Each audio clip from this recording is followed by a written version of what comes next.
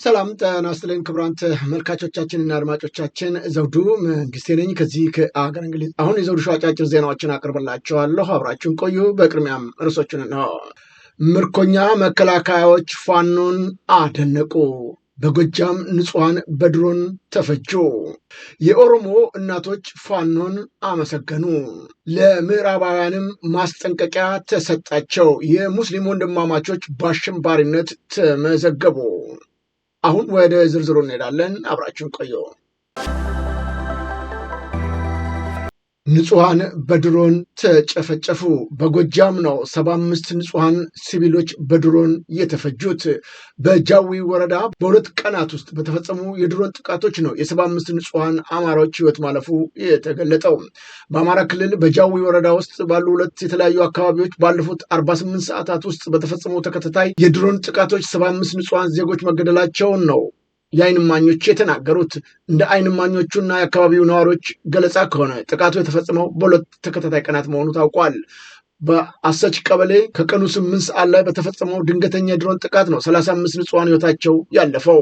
ጥቃቱ የተፈጸመው ሰዎች በተሰበሰቡበት የዕለት ተዕለት ተግባራቸውን እያከናወኑ በነበረበት እንደሆነም ተገልጧል። በጃዊ ወረዳ ዋና ከተማው በሆነችው ፈንደቃ ላይም በተመሳሳይ ሁኔታ በተፈጸመ ጥቃት 40 ንጹሐን መገደላቸው ነው የታወቀው። በዚህ ጥቃት በርካታ ሰዎች መቁሰላቸውና የመኖሪያ ቤታቸውን መውደሙ የተገለጸ ሲሆን እስካሁንም ባለው መረጃ መሰረት የሟቾቹ ቁጥር ከፍተኛ ሊሆን እንደሚችልም ተገምቷል።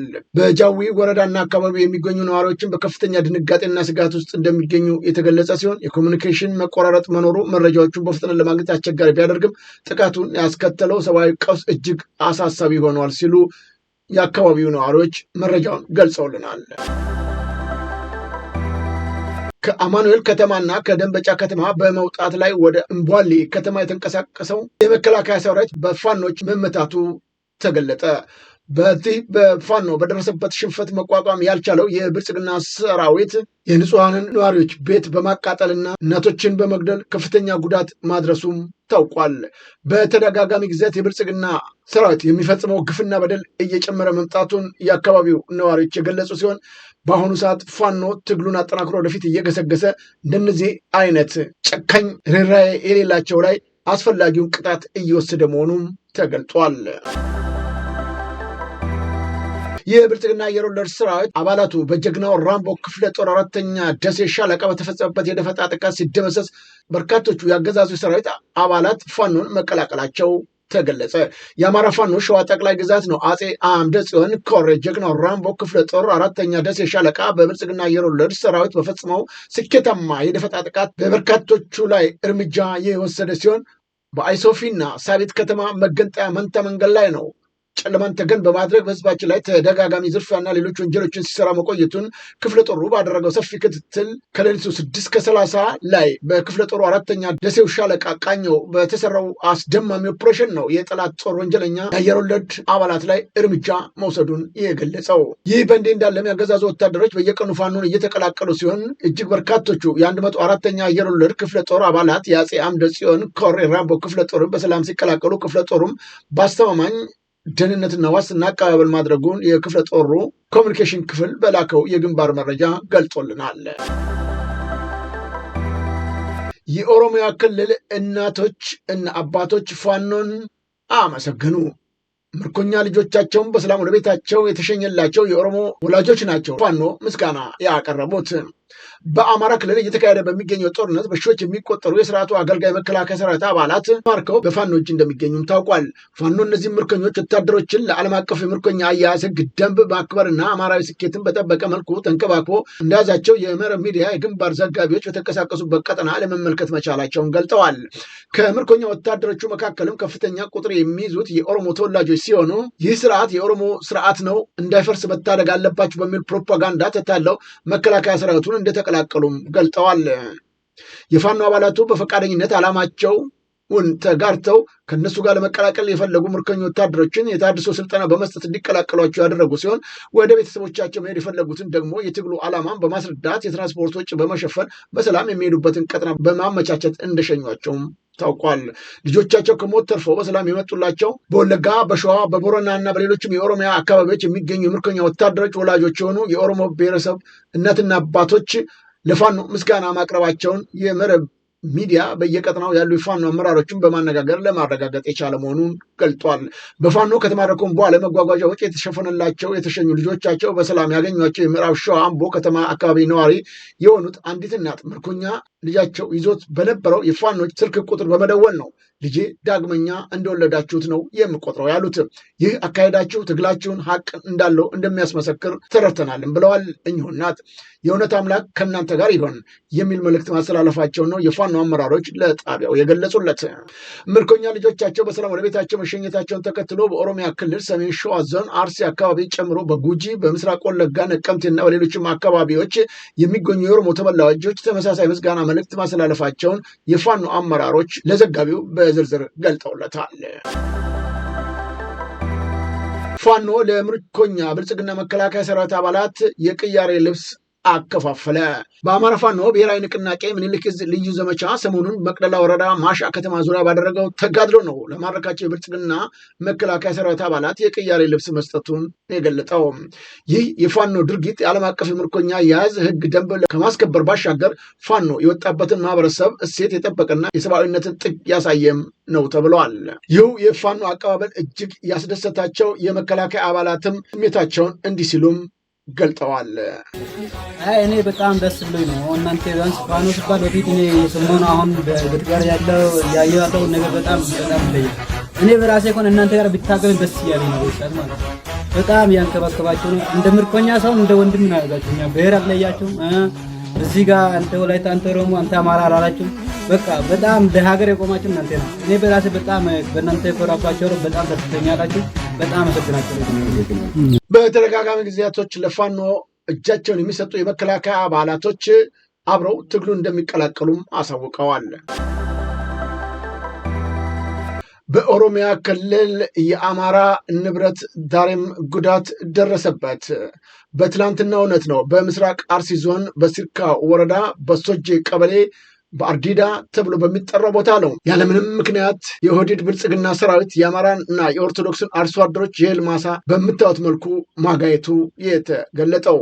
ከስፍራው የአካባቢው ነዋሪዎች እንደገለጹልን ከሆነ ምንም አይነት ከፖለቲካም ጋር ሆነ ከምንም ጋር ግንኙነት የሌላቸውን የአማራና የኦርቶዶክስ እምነት ተከታዮችን ቤትና ሀብት ንብረት እየመረጡ ማቃጠላቸውን አሁንም መቀጠላቸው ነው የተገለጸው።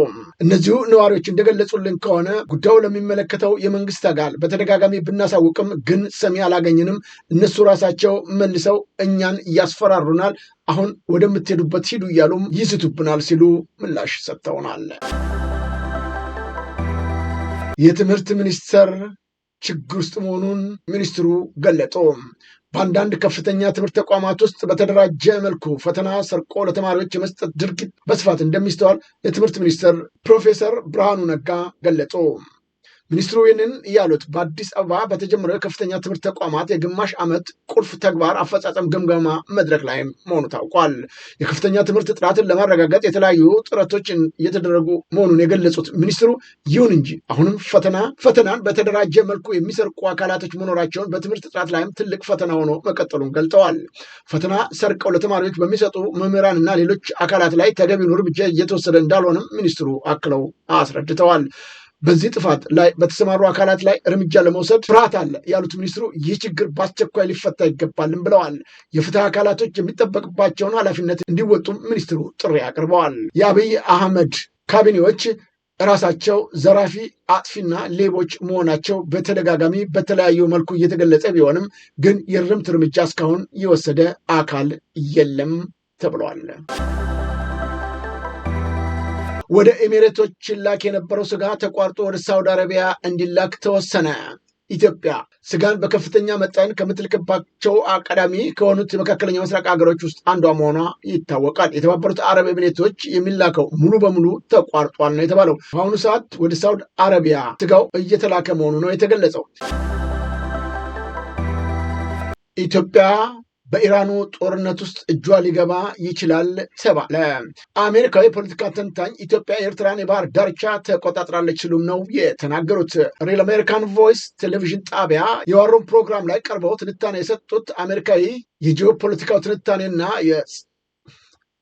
የሰጡት አሜሪካዊ የጂኦፖለቲካ ተንታኝና ጸሐፊ ብራንደን በመካከለኛው ምስራቅ የተነሳው ጦርነት አድማሱን አስፍቶ ወደ አፍሪካ ቀንድ እየተዛመተ መሆኑንም ገልጸዋል። ተንታኙ እንደገለጹት ከሆነ በተለይም የኢትዮጵያና ኤርትራ የቀይ ባህር ቀውስ በተመለከተ አነጋጋሪ መረጃም አቅርበዋል።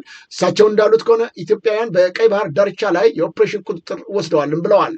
አክለውም ኢትዮጵያ የአሜሪካ ወይም የእስራኤል ጦር ኃይሎች በባህር ዳርቻ ላይ የመሬት ላይ ሚሳኤሎችን በማስገባት ከባህሩ ማዶ በየመን ያሉ የሁቲ ታጣቂዎችን አቅም ለማዳከም ለመምታትም እንዲጠቀሙበት እየፈቀደች ነው ሲሉ እንዲህ ሲሉ ተናግረዋል። We now have the issue of the Eritrean coastline. The Ethiopians have taken operational control. They are saying they're going to allow US or Israeli forces to use ground-based missiles to break up the Houthi capabilities across the way in Yemen. What that means is, Steve, we're now talking about a war expanding not just to Azerbaijan, not just to Beirut, and all these other places, but now possibly in the Horn of Africa as well. This war is not ending anytime soon. የእስራኤል ወታደሮች የኢራንን የስለላ ካሜራ ደረሱበት። ከዚህ በፊት እስራኤልና ኢራን መሪዎች ላይ ጥቃት ለመፈጸም የቴህራን የደህንነት ካሜራ ሲስተም ጠለፋ ጥቅም ላይ እንደዋለ ሲነገር እንደነበረ አይዘነጋም። አሁን ላይ በተሰማራው መረጃ በበኩሉ ለሚሳኤል ኢላማ መሳካት በተመሳሳይ የእስራኤል የደህንነት ካሜራዎች ሲስተም ጠለፋ እየተጠቀመች መሆኑ ስለተነገረና ስለተደረሰበት የእስራኤል ወታደሮች አንዳንድ ቦታ የደህንነት ካሜራዎችን ሲያነሱ መታየታቸው ተዘግቧል። በምስሉ ላይ እንደምታዩት በእስራኤልም ይሁን እንደዚሁም ደግሞ በኢራን በኩል ከፍተኛ የሆነ የስለላ ተግባር ከሚሰሩላቸው ውስጥ አንዱ ሰው ሰራሽ ካሜራ መሆኑም ታውቋል። በኔፓል የቀድሞ ሙዚቀኛ ጠቅላይ ሚኒስትር ሆነው ተመረጡ። ባንድራን ሻህ በህዝባዊ ተቃውሞ ስልጣን የለቀቁትን ካዲጋ ኦሊ በመተካት ነው የሀገሪቱ ጠቅላይ ሚኒስትር ሆነው የተመረጡት። ሻህ የሚመሩት ራስቴሪያ ፓርቲ 51% ድምፅ በማግኘቱ ማሸነፉ ተገልጿል። በጀን ዘድ ንቅናቄ የመንግስት ለውጥ ያስተናገደችው ኔፓል ከ6 ወር በኋላ መንግስት መመስረት ችላለች።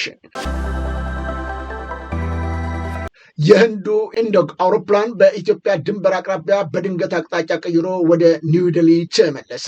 ዴሊ ወደ ማንቸስተር ከተማ በመብረር ላይ የነበረው ነው የኢንዲጎ አየር መንገድ አውሮፕላን በኢትዮጵያ ድንበር አቅራቢያ ሲደርስ በድንገት አቅጣጫውን በመቀየር ወደኋላ መመለሱ የተዘገበው። በረራው አቅጣጫውን የቀየረበት ምክንያት እስካሁን በግልጽ አልታወቀም ነው የተባለው። በቦይንግ 787 ድሪምላይን አውሮፕላን የሚከናወነው በረራ ቁጥር 6E33 ነው። በትላንትናው ዕለት ከኒው ዴሊ ኢንዲራ ጋንዲ ዓለም አቀፍ አየር ማረፊያ በመነሳት ወደ ዩናይትድ ኪንግደም ማንቸስተር የታቀደ ጉዞ በማድረግ ላይ ነበረ። አውሮፕላኑ በምስራቅ አፍሪካ አየር ክልል ውስጥ በመብረር ላይ እያለ በድንገት አቅጣጫውን በመቀየር ወደ ህንድ የአየር ክልል መመለሱ ተዘግቧል። የበረራ መከታተያ መረጃዎች እንደሚያሳዩት ከሆነ አውሮፕላኑ ወደ ኢትዮጵያ ድንበር ከተቃረበ በኋላ ነው ድንገተኛ ወይም ዩተርን እያደረገው ተብሏል። በበረራ ላይ የነበሩ ተጓዦች ስለደረሰው አፋጣኝ አደጋ የሚያውቁት ነገር እንዳልነበረ የተገለጸ ሲሆን አውሮፕላኑ ወደ ህንድ አየር ክልል ከተመለሰ በኋላ ጉዞውን በሰላም ቀጥሏል። እስራኤል ባለፉት 4 ሰዓት ውስጥ 191 ዜጎቿ እንደቆሰሉባት አስታወቀች። የእስራኤል የጤና ሚኒስትር በጦርነቱ ምክንያት ባለፉት 4 ሰዓት ብቻ 191 ሰዎች ወደ ሆስፒታል መግባታቸው ማስታወቁ ዘ ታይምስ ኦፍ እስራኤል ዘግቧል። በሆስፒታል ውስጥ ከነበሩት መካከል ወታደሮችና ሲቪል እንደሚገኙበት ሚኒስትሩ ገልጿል። ቢያንስ አንድ ሰው በአስጊ ሁኔታ ላይ የሚገኝ ሲሆን ሌሎቹ 3 ሰዎች ደግሞ በጠና ተጎድተዋል ብሏል። ጦርነቱ ከተጀመረበት ጊዜ አንስቶ 2339 ሰዎች ወደ ሆስፒታል መግባታቸውን ሚኒስትሩም አሳውቋል። 95 ያሉ በሆስፒታል ውስጥ ይቆያሉ ያለ ሲሆን 11ዱ በከባድ ሁኔታ ላይ እንደሚገኙ ገልጿል። ሰኞ ዕለት የኢራን ሚሳኤል በእስራኤል ግዛት በመካከለኛው ይሁዳ ላይ ባደረሰው ጥቃት ነው አንድ ሰው ሲገደሉ 2 ቆስለዋል። በሌላ መረጃ በሊባኖስ የሚገኙ አሜሪካውያን ደህንነት በተጠበቀ ስፍራ ለመጠለል ዝግጁ መሆን አለባቸውም ሲል በቤሩት የሚገኘው የአሜሪካን ኤምባሲም አስጠንቅቋል። ኤምባሲው የአሜሪካ ዜጎች በመኖሪያ ውስጥ ደህንነቱን የጠበቀ ቦታ ወይም ህንፃ እንዲፈልጉና የምግብና የውሃ የመድኃኒትና ሌሎች አስፈላጊ እቃዎች አቅርቦትም እንዲኖራቸው መክሯል። ሊባኖስ ባሳለፈው ሳምንት በእስራኤልና በሂዝቦላ መካከል በተነሳው ጦርነት ከግማሽ ሚሊዮን በላይ ሰዎች መፈናቀላቸውን የገለጹ ሲሆን የእስራኤል ጥቃት ተከትሎ ቢያንስ 488 ሰዎች መሞታቸውን አስታውቋል። አሜሪካ በሱዳን የሚንቀሳቀሰውን የሙስሊም ወንድማማቾች ታጣቂ ቡድን በአሸባሪነት ፈረጀች። አሜሪካ መንግስት ነው በሱዳን የሚንቀሳቀሰውን የሙስሊም ወንድማማቾች ታጣቂ ቡድን ልዩ ዓለም አቀፍ አሸባሪ ሲል መፈረጁን ያሳወቀው። እንደ አሜሪካ የውጭ ጉዳይ ሚኒስቴር መግለጫ ይህ ታጣቂ ቡድን በኢራን እስላማዊ ቡድን አብዮታዊ ጥበቃ RGC የሚደገፍና የሰለጠነ ሲሆን በሱዳን ሲቪሎች ላይ ከፍተኛ ጅምላ ግድያ ግፎች በመፈጸም ይከሰሳል። የአሜሪካ የውጭ ጉዳይ ሚኒስትር ማርኮ ሩቢዮ ውሳኔውን አስመልክተው በሰጡት መግለጫ የኢራን አገዛዝና እነዚህ የሱዳን የሙስሊም ወንድማማቾች ቡድኖች በሽብርተኝነት ተግባር ላይ ለመሰማራት የሚያስፈልጋቸውን የገንዘብና የቁሳቁስ እንዳያገኙ ለማድረግ በእጃችን ያሉትን መሳሪያዎች ሁሉ መጠቀማችንን እንቀጥላለንም ብለዋል። የአሜሪካ ውሳኔ ቡድኑን በዓለም አቀፍ ደረጃ ያለውን የገንዘብ ዝውውርና ድጋፍ ለማዳከም ያለመ ሲሆን በሱዳን አካባቢ ባለው የጸጥታ ሁኔታዎች ላይ ከፍተኛ ተጽዕኖ ይኖረዋልም ተብሎ ይጠበቃል።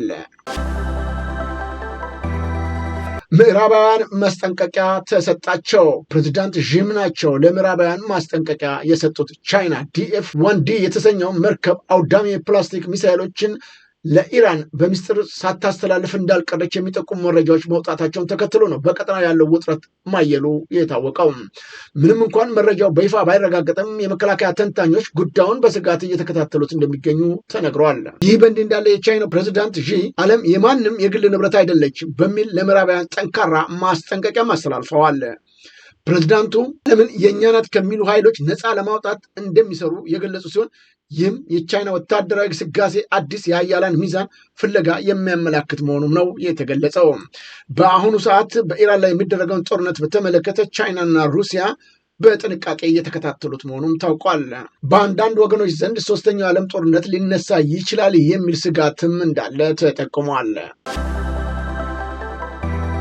ጓንት ተመልካቾቻችንና አድማጮቻችን ለአሁኑ ያቀረብኩላችሁ የዘውዱ ሾው ዜናዎች እነዚህን ይመስሉ ነበረ። በቀጣይ ዝግጅታችን እስከምንገናኝ የዘውዱ ሾው ሚዲያን ሼር፣ ላይክ እና ሰብስክራይብ በማድረግ ወዳጅ ቤተሰቦቻችን እንድትወዱ ከወዲሁ በማክበር እንጋብዛለን። ከዜናዎቹ ጋር አብሬያቸው የነበርኩትን የዘውዱ መንግስት የነበርኩኝ። ጤና ይስጥልኝ።